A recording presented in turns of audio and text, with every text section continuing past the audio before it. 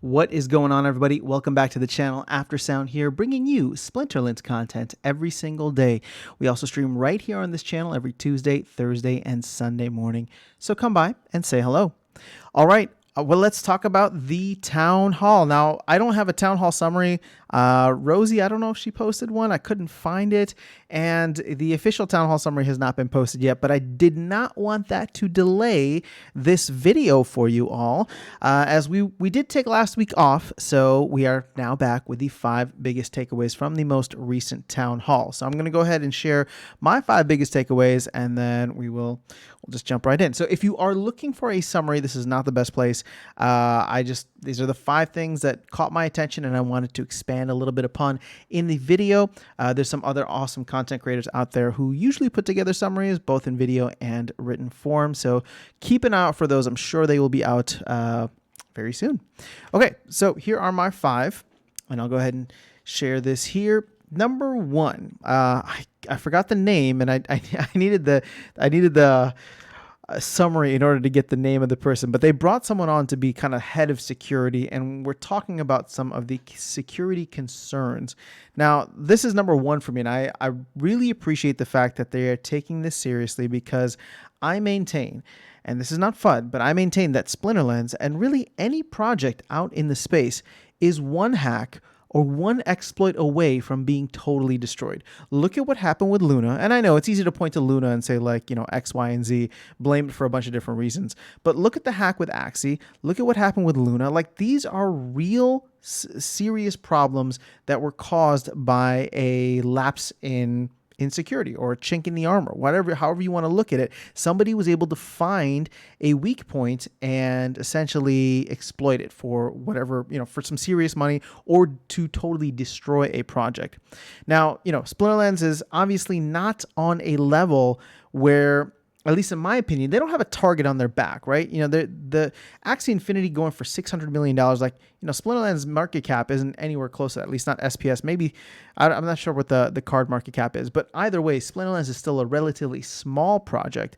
But I appreciate the fact, and I'm glad that they are taking security seriously, because many people have a lot of value tied up in this game, a lot of assets, cards, nodes, land, whatever the case is, that's all there. And what's going to be great, it's not here yet, but Yabamat was talking about how you can lock your cards and you can stake your SPS, both of which, if you are not doing now, you are seriously putting yourself at risk. So definitely check that out. Make sure you do. And hopefully, as Yabamat was saying, they will work towards creating more opportunities to lock your assets within the game. I think that'd be great. There was like a three-headed approach from the security team, right? Security for the company, security for the game, which are 2 different things, right? Because the company needs to be protected as well. And then security for players and accounts within the game. And, something that Yabamat said, which I agree with, and I wouldn't say that it's necessarily like a Splinterlands specific thing, but more so like Hive in general, I think has done a good job of like creating this key system where you can go and get your keys, and then if somebody hacks your account, you'll still be able to change your keys. And if you have your assets locked, you can potentially get away with somebody hacking your account and not being able to take anything, with you then being able to come and recover your account, change all your keys, and get safe. So I like the fact that they're focusing on security concerns. If this game is going to reach the masses and do, X's in the future in terms of increasing the player base, then this is definitely something that needs to be focused on. And so it's great that they have somebody who's been there a couple weeks now and can hopefully get ahead of this, hopefully, summer of Splinterlands that is upcoming. Okay, number 2, for that promo card everybody's been expecting since like March or whenever it was mentioned. Apparently there was bad publicity for this athlete, and so that card fell through. I mean, I've been talking about this on live streams and in other videos. I was like, yeah, we haven't heard anything about this. So I don't know. It's like I want there to be more. I don't even know at this point. It's just like if it's not confirmed yet, don't say anything. Like, just if it's not confirmed yet, don't say anything. And I know a lot of other folks in the community feel that way.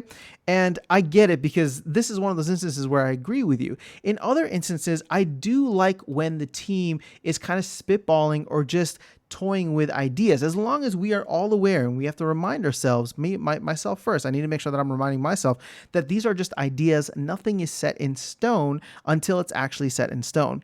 But, for something like this promo card, if it's not signed yet, I don't know. Something like that, like everybody's been looking forward to it. Now it's not happening. I don't know. It just doesn't seem like a good look. But hopefully, Chatter can find someone else, and we'll get something for it at the very least. Number 3. Oh gosh. Okay. So I made a video about this, the vouchers being early rewards given for nodes. And I spoke my piece on that already. Now, somebody, there's many folks in the community who agreed, or at least had a similar sentiment towards what I was saying, and how, the information just changed dramatically 1 week after the presale went live. And so somebody kind of asked Yabba Matt about that, and what was the thought process? What was the feedback that you got to make you change, the way that you were going to go about this? And to be honest, Yabba's response. So let me first give you Yabba's response was, whenever you're buying stuff that's released ahead of time, or, you're buying it before it's fully released and all this, he's like, you never know, things can change. Now, that was literally his answer. And I'll be honest, it wasn't my favorite answer, but I think, going back to the whole bad publicity number 2 thing, it just goes to show, you can't trust any of the information in the town halls. Now, I'm not trying to say that in a negative way. I'm just saying you can't trust it until it's given to you, or given to us in a written post, right? Something official by the team. Now, the team, to their credit, reminds us of this many, many times, that whenever they talk about stuff on the town hall, it's kind of just, an idea. And this is the double-edged sword that I keep trying to remind people of. It's just I want to be able to hear what the team is thinking, how they're planning to approach things. But at the same time, we need to make sure that we understand that none of this is set in stone until it's actually set in stone. So the other thing about the voucher rewards being early is, it seems as though the outside investors, the millions of dollars that Yabba was talking about a couple weeks ago, millions of dollars investors did not come into this. And I guess it's not really surprising, but at this point in time, what the voucher rewards coming in early was supposed to do is to entice them to come in. I'm going to go out on a limb here, and I'm not trying to be bearish just to be bearish, but there's a lot of opportunity within Splinterlands in terms of buying assets that I think are worthwhile. There's a ton of Chaos Legion packs. There's a ton of land. There's a ton of different things. Nodes are a part of that, but the rewards coming up early can be something of value for outside investors. But I think the rewards coming in early are just going to get more people within the game to buy in, right? And that's what Yabba Matt was saying. Most of the people that bought in for the presale and, whatever's been sold of Tranche 1 are people who are playing the game and are active investors. There's no outside investment coming in. And I am, again, there's no conspiracy theory or anything here. It's just I just don't think the outside investment's coming. Now, maybe it will, right? But I think we are in a global macro, very downtrended market right now. So this is not Splinterlands specific, right? I'm not trying to hate on Splinterlands. I'm saying that there is a lot of uncertainty in the market. And if you're expecting outside investment to come into a game that is still very, very small, I just don't see it coming in the millions of dollars range, right? Sure, a couple folks might buy some nodes, and I'm even thinking about getting another. I have a share, so I'm thinking about getting a whole node or maybe another share of a node. So but that's because I'm in this ecosystem and I understand it and I want to be part of it. I understand that I'm probably paying a premium in some instances for buying early, right? For being an early adopter in many ways, but that's just because I understand the value that vouchers can get me as a player, right? Rather than as an investor who's essentially just going to be dumping this on the market anyway. So I don't know. I'm not bullish on any of this outside investment. I feel like we've heard this too many times. So it's like the cry wolf situation. So if you remember when the private sale was being talked about for the Chaos Legion reward or Chaos Legion packs, when the general sale came out, and there were all these like guilds and private investors that wanted to come in, the private sale, which caused this whole stir of like millions of dollars of investment coming in. Yeah, I'm sure maybe some of that ended up being the case, but we were nowhere near close to selling out of Chaos Legion at the beginning, and we're nowhere near close to selling out now. So this millions of dollars of outside investment, I think it's going to stay out there. I'm not saying that there's no interest, because I think what Splinterlands is doing very obviously to me, right? And I want to be very clear about this. I think what Splinterlands is doing is very interesting for many people. And I think there are many people who are watching. I just don't think that this is the time or the market conditions for them to do so, right? Splinterlands, the Splinterlands team is having a lot of conversations. Obviously, they booked the Warner Music deal. So to me, that's like the social proofing of like, okay, there's people out there with deep pockets that are interested in what Splinterlands is doing. But this kind of like, and again, I'm not saying that there's any malicious intent behind it. I'm not saying that, the team is trying to like just rile everybody up. I don't believe that. It's just like they are having these conversations. But I'm telling you, my opinion is that they can have as many conversations as they want. I don't think that outside money's coming in right now. I think there'll have to be some kind of reversal in the market, or a reversal within Bitcoin by itself, right? If Bitcoin can somewhat decouple from where the market is right now, then you're going to get people who are hungry to be like, okay, let me take another risk on asset, which, come on, a crypto game, like that's one of the riskiest assets riskiest investments you could make. So, for me to think that like there's thousands of people, sorry, not thousands, if there's many people that are willing to make these $1 million investments, I just don't see it right now. And I don't see it for not just Splinterlands. I don't see it for a lot of games, right? That's just where I'm at right now. Now, on the flip side, if you watch the video I did with Level Up Life, yes, there could be some money coming in from VCs, and that could change everything. And maybe those are the conversations that are being had. But again, I haven't seen it yet, right? We haven't really seen it yet. We've seen the player base eat up a lot of the opportunity and then essentially tap out. So we haven't seen this outside money coming in. Now, moving the voucher rewards up early, if Matt was doing this for that outside investment, if it can do that, right? If the intended effect was to get outside investors to come in, then the voucher rewards being given out early and then SPS by August will be a great move. And I think everybody hopefully will be able to live with it. But as it stands right now, I'm just skeptical. And again, it's not just Splinterlands. I'm just skeptical about the entire market overall. And if you've been watching my videos, then you know that I'm very bearish on where the global macro economy is going right now, and specifically Bitcoin. We live and die by Bitcoin, unfortunately. I know we've decoupled in certain areas, and there is potential for us to do that. But if crypto takes a hit because Bitcoin sneezes, well, we're going to feel that no matter what. Okay, number 4. This is an interesting one. So Matt says something along the lines of the rewards bias is in effect, right? So the data that they have is showing that higher level chests are getting way more rewards. Now, a lot of the people in the lower leagues are able to get more chests, but in terms of the average or the overall that accounts are getting, it sounds like the data in the background that the team has is showing that higher level chests are getting more. So there's a rewards bias in effect. Now, I actually wanted to take this and share it with you so we could see just how biased I am. But I'm going to look here. So this is the first day, right? So this one is, this is my end of season last season. So 5 days ago, my first reward, I got 2 common cards worth a penny each and roughly 3,000 DEC. So about $3. It's not terrible. Again, these are all champion level chests, the highest that you can attain. Okay. So out of 5 chests, I got, about 3,000 DEC.